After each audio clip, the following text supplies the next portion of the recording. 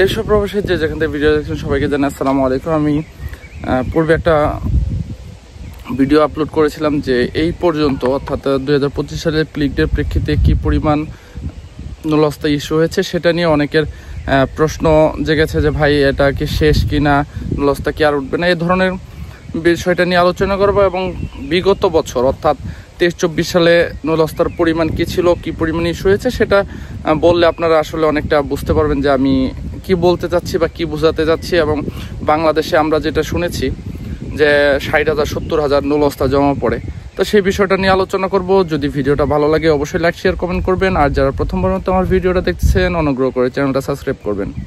2023 সালে ফ্লুসিতে 1,31,850টা কোঠা ছিল, তো তার প্রেক্ষিতে ইতালিতে নুলস্তা ইস্যু হয়েছে 28.6%, মানে 1,31,850টা কোঠার ভিত্তিতে তাদের এক বছর পরে দেখা গেছে যে আপনার 28.6% লোক ইতালিতে এসেছে, অর্থাৎ 37,790 জন ইতালিতে প্রবেশ করেছে এবং কাজ শুরু করেছে, যেটা 23 সালের পরে অর্থাৎ 24 সালে এসে মিনিস্ট্রি ইন্টারনাল অর্থাৎ স্বরাষ্ট্র মন্ত্রণালয় এটা হিসাব করেছে।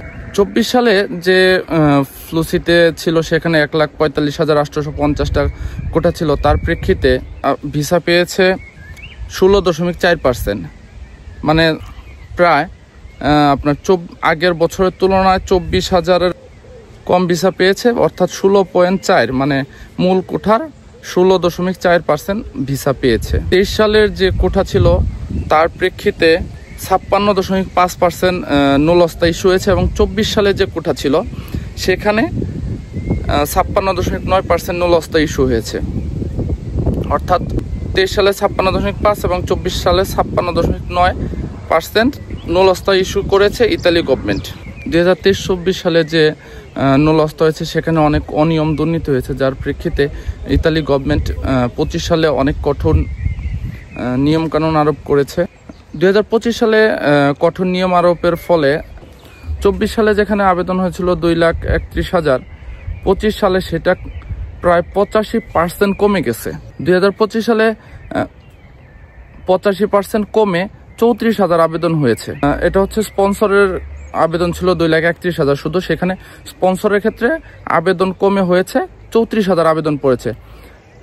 2024 সালে টোটাল ফ্লুসিতে 7 লক্ষেরও বেশি আবেদন পড়েছিল। এটা আমার কথা নয়, এটা হচ্ছে মিনিস্ট্রি দ্য ইন্টারনাল অর্থাৎ স্বরাষ্ট্র মন্ত্রণালয়ের তথ্য।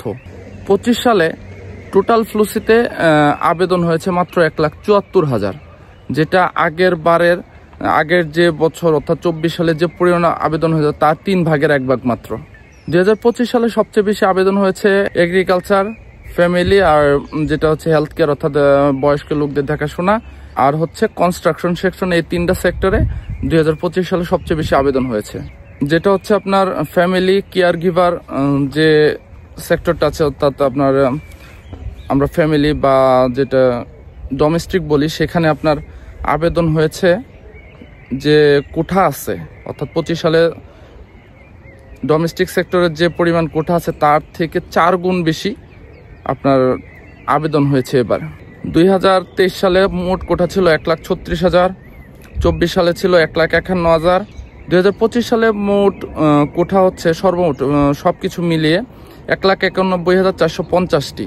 তো এখন প্রশ্ন দাঁড়ায়, যদি এই পরিমাণ হয়ে থাকে, কারণ আপনার প্রায় 34,000 এসেছে, সাথে এটা হচ্ছে স্পন্সরের জন্য 34,000 স্পন্সরে এসেছে, সব কিছু মিলে একটা জিনিস হিসাব করে দেখেন, যেখানে 23 সালে 1,31,850টা কোঠার প্রেক্ষিতে 37,790টা ভিসা পেয়েছে, সেখানে কিভাবে আপনার বাংলাদেশে 60,000 70,000 নুলস্তা জমা পড়ে? এটা কি আপনাদের বোধগম্য হয় না? এখানে জালিয়াতি, সেটা স্পষ্ট বোঝা যাচ্ছে। এখানে আরেকটা বিষয় যে বাংলাদেশ, শ্রীলঙ্কা, পাকিস্তান ও মরক্কো যে যারা আবেদন করেছে তাদের আবেদনগুলো খুব কঠোরভাবে এখন যাচাই বাছাই করতেছে, কারণ এদের যে অটোমেটিক সিস্টেম, সার্ভারের যে অটোমেটিকলি সবকিছু ডকুমেন্ট চেক করে, এক্ষেত্রে শুধুমাত্র বাংলাদেশ, পাকিস্তান, শ্রীলঙ্কা ও মরক্কোদের জন্য অটোমেটিক সিস্টেমটা অফ করে তারা ম্যানুয়ালি চেক করতে হয়, কারণ এই দেশগুলো হচ্ছে ঝুঁকিপূর্ণ দেশ।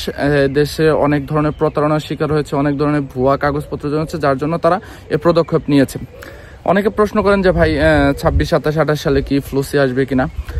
26, 27 সালের ফ্লুসি আসবে কিনা সেটা বলা যাচ্ছে না, এখনো বলতে পারি না। কিন্তু স্বরাষ্ট্র মন্ত্রণালয় অর্থাৎ মিনিস্ট্রি দ্য ইন্টারনও একটা জিনিস জানিয়েছে, তারা এই 3 বছরে তাদের কি পরিমাণ লোকজন অর্থাৎ তাদের শ্রমিক লাগবে, কর্মী লাগবে, এই বিষয় নিয়ে তারা কোঠা নির্ধারণের কাজ চলতেছে। যদি এই ধরনের কোনো নির্ধারণের ঘোষণা আসে যে কি পরিমাণ হবে, সেটা আপনারা জানতে পারবেন, অবশ্যই আপনাদেরকে জানিয়ে দেবো।